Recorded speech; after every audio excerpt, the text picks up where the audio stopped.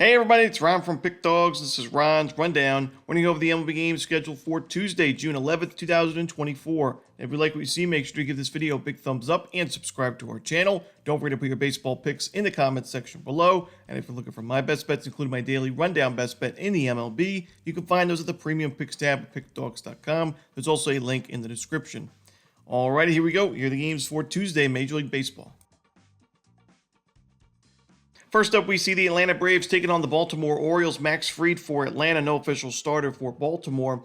Now, I know the Braves are not a very popular team right now because they struggled in that weekend series against the Nationals. They lost 3 straight games after taking the first one on the road. And I understand why, wouldn't want to back Atlanta right now in their current form. But to me, this is one of their best spots in this series to grab a W. If I don't know there's going to be too many good opportunities the rest of the way because you got your best pitcher on the mound in Max Fried. He's had an extra few days of rest. He is in great form. He's pitched really well since the beginning of his season where he struggled early, but he struggled in spring training, had a few bad outings to start the year. Since then, he's been very sharp, and I think he pitches well against an Orioles team that's, while they're hitting lefties well overall this season, in the last 30 days, they're right around league average, so nothing crazy there. Then you look at just the spot, the situation in general. The Braves get the day off on Monday. The Orioles have to play the Rays on Monday evening, not even an afternoon game. They play them in a night game, have to travel from Tampa Bay to Baltimore, no days off in between. It's just a pretty brutal spot here for Baltimore. So while this is a great Orioles team, I got to go with the Atlanta Braves in this game on the money line. Next up, the Washington Nationals taking on the Detroit Tigers. We're going to see Mitchell Parker and Kenta Maeda as your starters. I'm going to roll with one of the more profitable teams in baseball in the Washington Nationals. Mitchell Parker has been excellent this year. He's just been very consistent, keeps his teams in games. Now, recently, the Nats have lost each of his last 2 starts, but really wasn't his fault. He went 3 runs, 2 runs in those starts. His strikeout numbers have kind of been all over the place, but does a good job at limiting the walks and limiting sharp contact. He faces a Tigers team. It's nothing, not doing too well against left-handed pitching recently, and you got Kenta Maeda on the other side, struggling this year with an ERA above 6. Now, he has been better at home this season, a sub-4 ERA there, but I don't think it's going to be enough in the end. I'm going to go with the Nationals here on the money line. Next up, the Chicago Cubs taking on the Tampa Bay Rays. Jameson Taillon and Zach Eflin are your starters. Zach Eflin finally gets to pitch at Tropicana Field. He has pitched a lot of road games recently. 4 of his last 5 starts have been away from Tropicana Field. And we know that, going back to last year and so far this year, Eflin's been a lot better at home at Tropicana Field with a 2.84 ERA in 25 1/3 innings compared to on the road a 5.02 ERA in 37 2/3 innings, a much higher opponent's batting average to go with it. So I think this is a pretty good spot here for Zach Eflin to put together kind of a bounce-back start. And Jameson Taillon, after a really good start to his season, has kind of fallen off recently. We see last game, 10 base hits and 5 earned runs against the Chicago White Sox of all teams. Before that, he went a couple of quality starts, but he's given up a lot of sharp contact. His strikeout numbers have been very inconsistent. I think the Rays can get to him. The Cubs have lost 4 of his last 5 starts. I'm going to go to Tampa Bay Rays in this one on the money line. Next up, we see the Cleveland Guardians taking on the Cincinnati Reds. No official starter for Cincinnati. We should see Tristan McKenzie going for Cleveland. And because there's no starter for Cincinnati, I'm just going to isolate this game to the Reds matchup offensively against Tristan McKenzie. I like the team total over for Cincinnati in the first 5 innings. You got McKenzie, who is starting to regress and still has big-time regression concerns overall because he's given up a lot of sharp contact. And we've seen 2 or more home runs in each of his last 3 starts. 3 bombs, 2 bombs, and 3 in the last 3 games.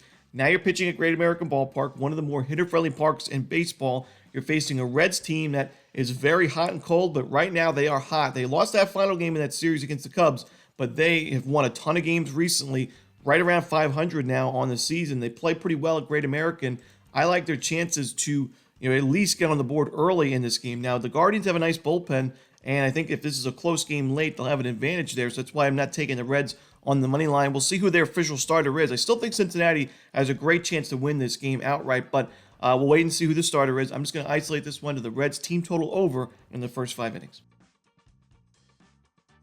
Next up, the Miami Marlins taking on the New York Mets. Jesus Luzardo and Tyler McGill are your starters. I like backing McGill when he's pitching at Citi Field, and he's facing a pretty weak lineup here in the Marlins. We know Miami made some noise here and there in a couple of series towards the end of May, but they've not been very competitive recently, only winning 1 of their last 7 games. And McGill, I expect him to pitch well in this one. Luzardo on the other side, an ERA above 5 now on the season, even steeper numbers on the road at a 6.48 ERA And while the Mets at one point had really miserable numbers against left-handed pitching offensively, in the last month, in the last 30 days, number 7 in isolated power, number 4 in team OPS, and a pretty low 20.3% strikeout rate. I like the Mets in this game on the money line. Not a great spot because they had to play in London this weekend. They only get one day off, but I still like New York on the money line. Next up, we see the other team that played in the London series, the Philadelphia Phillies, taking on the Boston Red Sox in this one at Fenway. Zach Wheeler and Cutter Crawford are your starters. For me, I'm going to lean towards the under in this game. Philadelphia's numbers offensively against righties haven't been the strongest in the last 30 days. This is a spot where, Cutter Crawford has struggled pretty notably recently, but I still think he's a decent option in this Red Sox rotation, and I think he bounces back a bit. But I also think Zach Wheeler puts together a shutdown outing. He's been very sharp this year. He hasn't been the most profitable pitcher in terms of the win-loss record that the Phillies have in his starts. And when you take into consideration the prices that you have to lay with the Phillies when Wheeler is on the mound, but I still think he's one of the better pitchers in the National League. 2 earned runs or fewer in each of his last 4 starts. His strikeout numbers are there. He's pitching deep into ball games, 7 or more innings in 3 of his last 4 starts. Give me the under in the Phillies Red Sox, but honestly, not my favorite game on the board. Next up, we see the Colorado Rockies taking on the Minnesota Twins. Cal Quantrill for Colorado, no official starter for Minnesota. I'm going to lean towards the Twins here and lay the 1.5 runs. We'll wait and see who the official starter is, but I'd like the Twins matchup here against Quantrill, who's pitched well this year, but does have regression concerns. He's given up a lot of sharp contact. We know the strikeout numbers aren't really where they need to be. And that last game, 4 walks and only 1 strikeout in 5 innings against St. Louis. Now, he was able to get out of those jams, but still, I think Minnesota will be able to either get to him or this Rockies bullpen. I think Minnesota has a big bullpen advantage in this series. While the Rockies have been a bit more competitive on the road than we're used to seeing, they're still, at the end of the day, well under 500 on the road this year. So give me the Twins in this game on the run line. Next up, we see the Pittsburgh Pirates taking on the St. Louis Cardinals. Paul Skeens and Miles Mikolas are your starters. Now, I think the Pirates have the much better starting pitching option to start this game. However, I think St. Louis has the advantages basically everywhere else in this matchup, including the lineup, where St. Louis has actually hit the ball very well against right-handed pitching in the last 30 days. And the bullpen, I also think the Cardinals have the much better bullpen. The expected numbers, some of the best in baseball. Then you look at this matchup, starting pitching-wise, I do believe Skeens is a much better starter, but Mikolas is also in pretty decent form. He's given up 3 earned runs or fewer in each of his last 5 starts, and the Cardinals are 4-1, just like Skeens and the Pirates. In their, both these starting pitchers, their teams are 4-1 in their last 5 games. So I think Mikolas can kind of cancel. I think he can cancel out with Paul Skeens through the first 5-6 innings or so. Even if the Pirates have a 1 or 2 run lead late, I like the Cardinals' chances to get to this Pirates bullpen and find the W. Give me the St. Louis Cardinals in this one on the money line. Next up, the New York Yankees taking on the Kansas City Royals. We're going to see Marcus Stroman and Brady Singer as your starters. I like the over in this game. You got 2 starting pitchers that I've mentioned the regression concerns. Their expected numbers aren't the sharpest, especially the expected ERA. You got a very hitter-friendly ballpark at Kauffman Stadium. 2 great offenses against right-handed pitching. A volatile bullpen in the Royals and a bullpen in the Yankees that I expect big-time regression going forward because the expected numbers aren't great there. I like the over here. I know Soto's out of the lineup, but I still think the Yankees have plenty of firepower in that offense, in that lineup, to get to Singer, even though he's been better at Kauffman. And then Brady's on the other side, the Kansas City Royals against Marcus Stroman. Stroman's been able to pitch well on the road this year with a 1.82 ERA, but I don't love the fact that his strikeout numbers have really plummeted. His ground ball percentage has also plummeted, and the walks are starting to pile up recently as well. Give me the over in the Yankees-Royals. Next up, we see the Los Angeles Angels taking on the Arizona Diamondbacks. Jose Suarez and Jordan Montgomery are your starters. I like the over in this game, but I also would take a shot here with the Angels on the money line. Jordan Montgomery, sub-7 ERA, 6.8 right now on the season, and 8.46 at home. He has just struggled mightily from the beginning of the year. You have to wonder if no spring training, similar to a guy like Blake Snell, really affected Montgomery. But the Angels, while their offense has been pretty abysmal recently, they've actually hit lefties pretty well in the last month, top 10 in OPS and ISO against southpaws. So I expect them to get to Montgomery early. Now the question is, can Suarez and this Angels bullpen hold on to a potential lead? It's definitely questionable. Suarez is not really my favorite option to back, and we know the Angels bullpen's not much, not great either, but the Diamondbacks have not been great against lefties recently, so I think Suarez can at least give the Angels a couple of decent innings. And like I said, I like the over, but I'm going to take the Angels on the money line in this one as well. Next up, we see the Chicago White Sox taking on the Seattle Mariners. We're going to see Drew Thorpe making his Major League debut and Brian Wu on the other side for Seattle. Now, Thorpe, one of the big-time pitching prospects in this organization. He pitched in Double-A Birmingham this season, and he had less than a strikeout per inning in 60 innings of work, which is already a big concern for me, and especially the Double-A level. Now you move up to the major leagues. I think Seattle, while their offense is a little bit inconsistent, should still be able to get to him for a few runs, and that should be enough for a run line cover with how well Wu has pitched this year and this Mariners bullpen, and especially Wu at home this season with a .57 ERA. I'm going to go to Seattle Mariners on the run line. Not a great price, but I'll take Seattle lay the 1.5 runs. Next up, we see the Oakland Athletics taking on the San Diego Padres. J.P. Sears and Randy Vasquez are your starters. Sears' last game against the Mariners, 6 innings, 2 runs, 8 strikeouts. Quality start, but wasn't enough for the A's to win that game in a 3-0 final score. But that was a game where Sears was up against one of the best starting pitchers in the Mariners rotation, like we just mentioned in Brian Wu.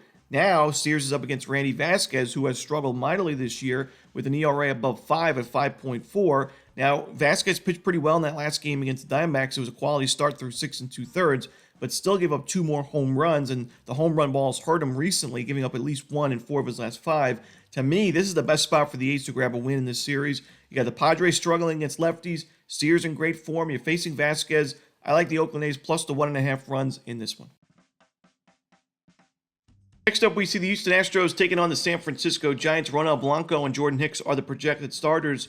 You know, Ronel Blanco, we know he was suspended after that game against the Oakland A's on May 14th. He was ejected from that ball game, and he pitched well in the next start against the Oakland A's, but followed it up with 2 not great outings against the Twins and Cardinals in his last 2 starts. He didn't pitch deep into those games. He gave up 4 runs apiece, a home run apiece. The strikeout numbers were inconsistent. The walks were starting to pile up. So while Blanco's still pitching really well overall this year, it's a bit concerning to see him, in that recent form now against Jordan Hicks, who's pitched so well at Oracle Park and about 40 innings of work, a 2.52 ERA. He's in solid form. I got to go with the San Francisco Giants in this game on the money line.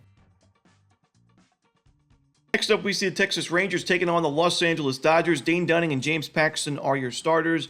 I got to go with the over in this one. I'd say bring your glove to the ballpark, as you got James Paxton. We've mentioned, I said he's not going to end the season if he continues to pitch the entire year. He's not going to end the year with a sub 3 or 4 ERA. It's going to be at least in the 4s, and I honestly think it could be in the 5s by the end of the season. Now we see 4.19 after that last game against the Pirates, 6 earned runs given up in that game, only inning and 2/3. And I expect him to struggle in this game. While he's been better at Dodger Stadium, I still think that with Paxton's struggles to miss bats, not earn strikeouts, and walk way too many guys, and then you add into the sharp contact, he's just not going to be successful at the major league level right now. Dane Dunning on the other side, not much better recently. I mean, we saw him give up 2 home runs and 3 earned runs in that last game against the Detroit Tigers on June 4th. And the Dodgers, we know, a potent lineup against right-handed pitching. So I expect a very high-scoring game and potentially high-scoring series. But give me the over here in Rangers-Dodgers. And that's it. Those are the games for Tuesday in baseball. Hope you enjoyed this video. If you did, don't forget to hit that like button and subscribe. And don't forget to put your baseball picks in the comments section below. Again, if you're looking for my best bets, you can find those at Pick Dawgz Premium. As always, this is Romanelli. Good luck.